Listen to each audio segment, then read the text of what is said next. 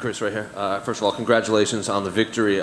Leading into this fight, obviously, there was all the talk. It was like first person to shoot is a timid soul and this and that. So is it safe to say this is the type of fight you expected there against Joaquin Buckley? Yeah, man. Part of me was like, I wonder if he's really going to shoot. But at the end, I was like, meeting in the middle. He's like, yeah, let's go. I was like, oh, shit, this is happening. Like, all right. I didn't expect it to actually happen, but when it did, I was like, oh, this is great. He came out pretty aggressive, obviously, and he was throwing a lot of flashy stuff in there. And actually, the knockout came from when he was trying one of these flashy high kicks. So did you know that you could take advantage of that in there, expecting him to come with all this crazy stuff? We knew that he was going to do a lot of stuff. He's like one of the most athletic dudes you're going to see, like running around doing stuff. He's got that super highlight reel of doom that will never go away. But, we knew that we weren't going to be faster than him off the rip. We knew that he hits like a truck, but we just kind of expected, like, hey, be patient. Don't worry about the flash. Like, just stay the course and just drown him in deep water and make him work a little bit more than he wants. He'll tire, and then we'll get our shot. And that's exactly what happened. Do you think the referee should have stopped it sooner? There was some chatter online that when you were punching him on the ground that it should have stopped. Oh, it was so weird because when he went down, I wasn't sure how exactly hard I hit him from the counter. So he goes down, and I'm like, did he fall, or did I knock him off balance, or was that like a knockdown? So I followed down with the hammer fist, and he kind of goes out. So the ref starts moving forward, but I'm in like automatic motion. I'm still hitting him. He wakes back up, so the ref stops. So I look at the ref. The ref looks at me. I look at Buckley. Buckley's looking at me. We're all confused, and I'm just like, oh no! Like he's like, what do I do? And the ref kind of backs away. So I just keep like going, go to sleep, go to sleep, go to sleep, go to sleep.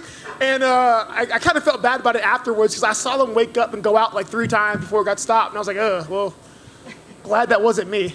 And I mentioned all the talk at the beginning of this scrum, but you also said it wasn't personal. So was that just all building the fight between you two, just the trash talk online and everything? I guess, man, there wasn't much trash talk on my part. I'm just like... Do you think it was personal for him, I should say? Maybe. He still doesn't seem like he likes me that much right now. I don't really know what happened. But it's fine, though. Some guys are different. Like, he's, 28? He's got 20 fights. Sometimes you got to talk yourself into the fight, get yourself into the headspace. It's fine. This is my 40th pro fight. Like, I don't need to get myself into a headspace through talk. Like, my corners and my coaches and my friend and my teammates got me in that headspace. So I don't take it personally, man. I told him yesterday, like at the way off of the face off, that you'll recover from this. Like you'll learn from this. This is a teaching moment. You'll come back from this, and he will come back from this. And you said into the camera, keep doubting me. Was that just a message to the masses, or just who exactly is doubting you? I'm an underdog in this fight. Like, I could literally slay Godzilla, and they would be like, yeah, he still sucks, blah, blah, blah. According to people, I'm slow, I'm old, I'm washed up.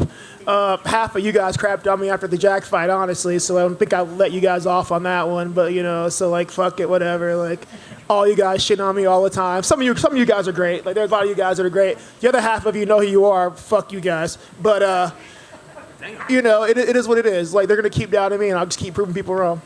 This is completely unrelated to this fight, but I saw an interview you did online. Do you have a Gearless Joe background? Bro, so I have a Gearless Joe. I was wearing a Gearless Joe shirt earlier. Yeah. I have the Not Dead Yet one from season 2. Like, yes, but my background in my interviews is Gearless Joe. Thank you. Nerd moment. Hey, Chris.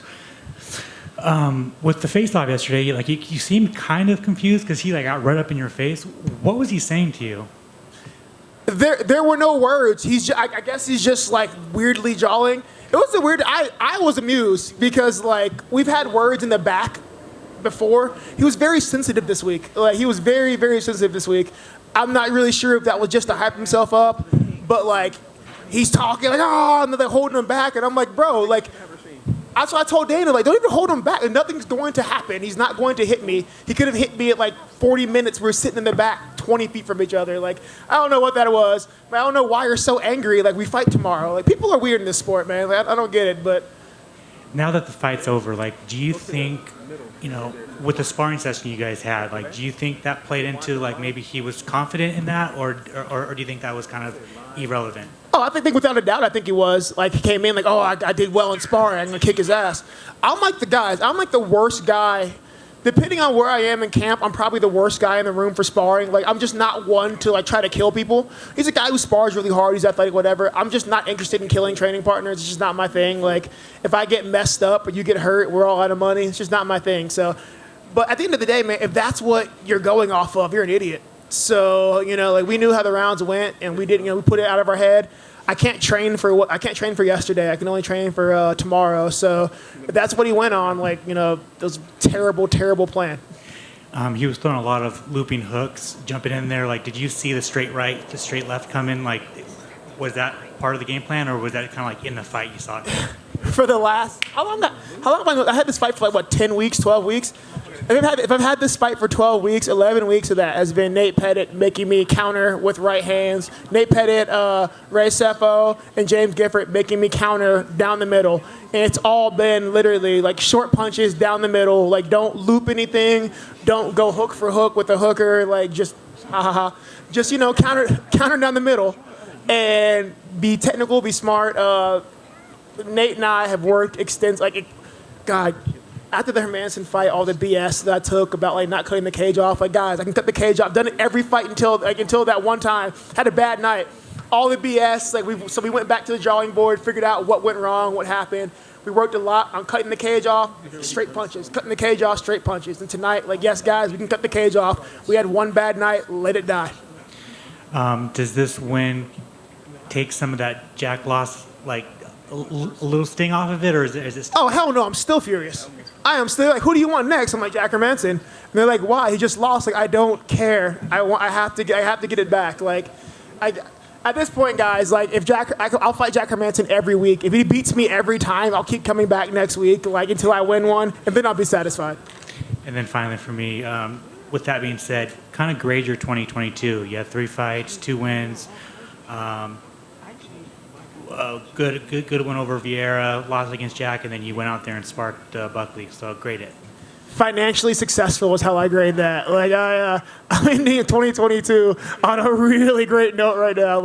I wish you guys know I got some really good pay bumps this year. So yeah, financially, my 2022 was great, man. It's the best I've been in my entire adult life. Performance-wise, I'm happy with it, man. It's a good way to end the year on a knockout. Didn't get hurt. Nothing's really messed up. So I was thinking of taking some time off, but with no injuries, shoot, maybe we get back in February. Awesome. Congrats, man. Thank you. Hey, Chris, I think a lot of people want to know mentally, just like we saw you in Orlando, you get to see somebody get the dub over Jack Hermansson. I think one, that wasn't a bit of a distraction when you're late in the camp, and then 2, was it motivating to see that happen? So I saw people like, oh, he's not focused. He's in Orlando. It is the week before a fight. I don't know if any of you guys fight or have fought, but on the Friday before my fight, the week before, I'm done. There's literally nothing for me to do. On top of that, I worked out the morning that I flew to Orlando. I worked out when I got to Orlando, and then I sparred 14 rounds on Saturday morning before the fight. I don't miss workouts. So they're like, oh, you're distracted. No, nothing distracts me from what I do. I don't miss workouts. I take my job very seriously. That being said, no one was more happy than me seeing Roman win that fight, man. Roman's a really good friend, and just to get that back. And I always tell people I am aggressively American. If I can't beat you, I will find some tall man in the Eastern European country to do it for me. How do you see your buddy Sean Strickland getting this win next Saturday? How do I see it? I don't know, because it all depends on how difficult Sean wants to make this fight.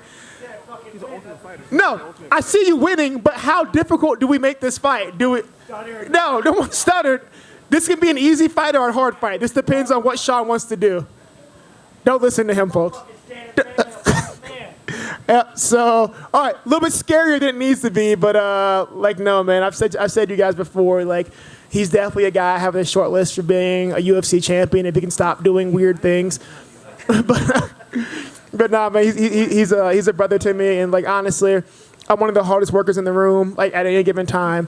And even though I'm such a hard worker, I've never met anybody quite as tough as Sean yet. So I've got nothing but confidence in next week. Thank you. Very sweet kid. Thank you, Kurt. You're welcome, man. You're welcome.